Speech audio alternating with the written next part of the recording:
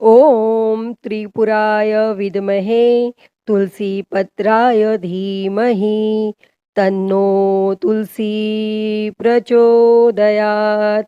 हे मेरे प्रिय भक्तों, तुलसी माता के इस गायत्री मंत्र का जाप करने से मन शांत होता है तथा मन में सेवा भाव का संचार होता है और इस मंत्र का ध्यान करने से गृह कलेश आदि बाधाओं से मुक्ति मिलती है।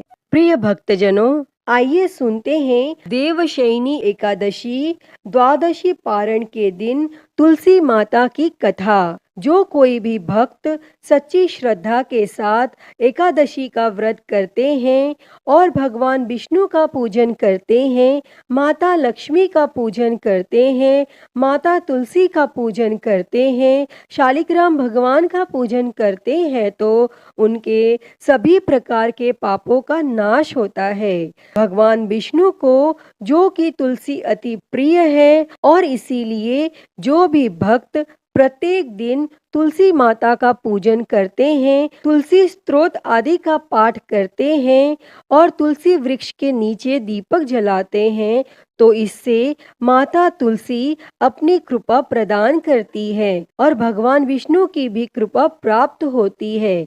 और जहाँ पर भी तुलसी का वृक्ष होता है वहाँ पर यम के दूत भी नहीं आ पाते और माता तुलसी अपने भक्तों की सदैव रक्षा करती हैं तथा सुख और समृद्धि का आशीर्वाद प्रदान करती हैं। और माता तुलसी की पूजा करने से माता लक्ष्मी प्रसन्न होकर उनके घर को धन और धान्य से परिपूर्ण कर देती हैं।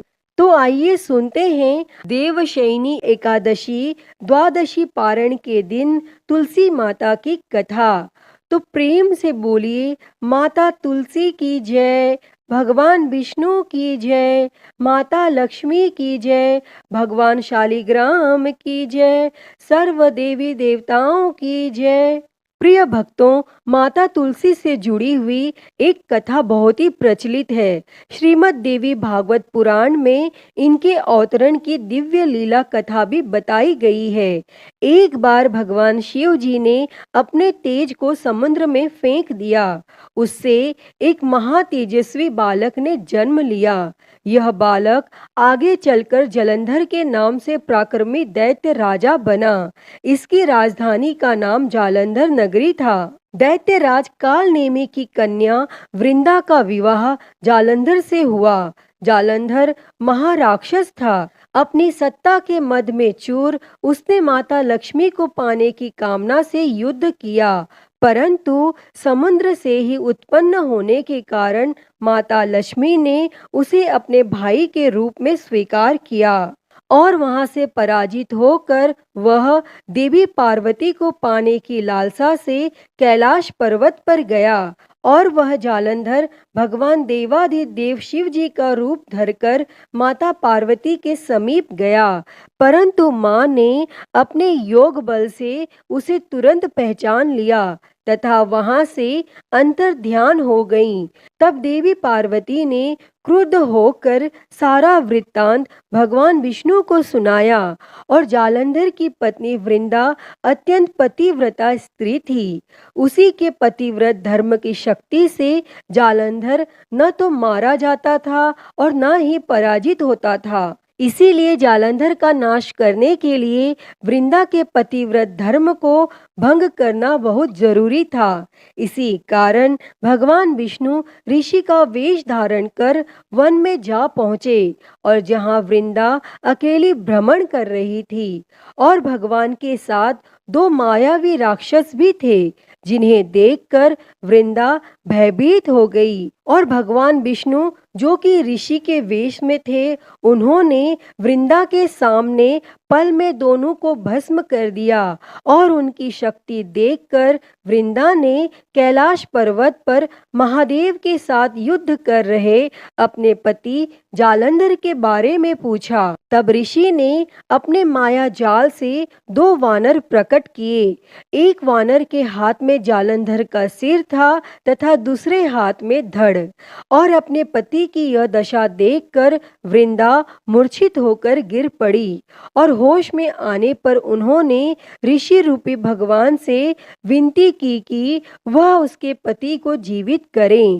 तब भगवान ने अपनी माया से पुनः जालंधर का सिर धड़ से जोड़ दिया, परंतु स्वयं भी वह उसी शरीर में प्रवेश कर गए। वृंदा को इस छल का जरा आभास न हुआ। जालंधर बने भगवान के साथ वृंदा पतिव्रता का व्यवहार करने लगी, जिससे उसका सतीत्व भंग हो गया, और ऐसा होते ही वृंदा का पति जालंधर युद्ध में हार गया। और इस सारी लीला का जब वृंदा को पता चला तो उसने क्रुद्ध होकर भगवान विष्णु को शीला होने का श्राप दे दिया तथा स्वयं सती हो गई।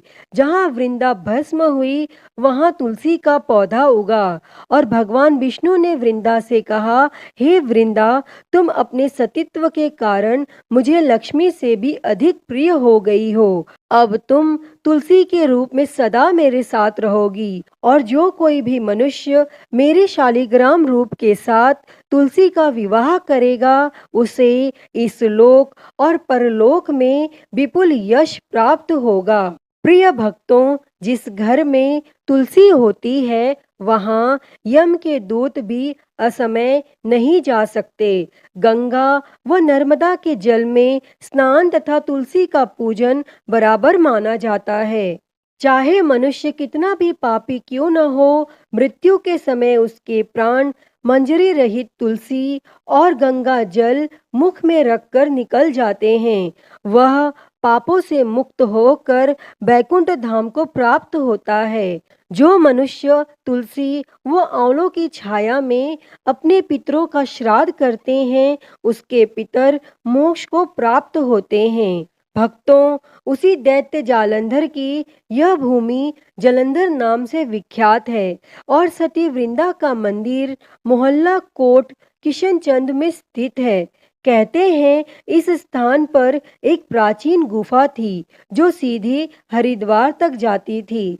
सच्चे मन से 40 दिन तक सती वृंदा देवी के मंदिर में पूजा करने से सभी मनोरथ पूर्ण होते हैं। तो आइए अब सुनते हैं तुलसी माता से जुड़ी हुई एक और कहानी।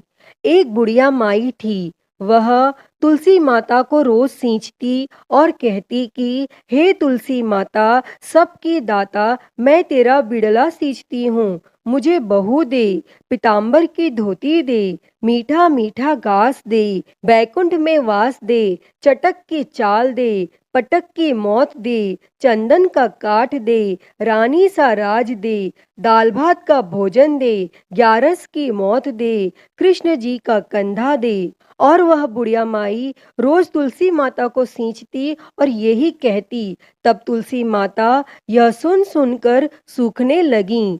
तो एक दिन भगवान श्री कृष्ण ने पूछा कि हे तुलसी, तुम क्यों सूख रही हो? तब तुलसी माता ने कहा कि एक बुढ़िया रोज आती है और यही बात कह जाती है, मैं सब बात तो पूरा कर दूंगी, लेकिन कृष्ण का कंधा कहाँ से लाऊंगी? तब भगवान श्री कृष्ण बोले, जब वो मरेगी तो मैं अपने आप कंधा दे दूंगा, तू बुढ़िया माई से कह देना।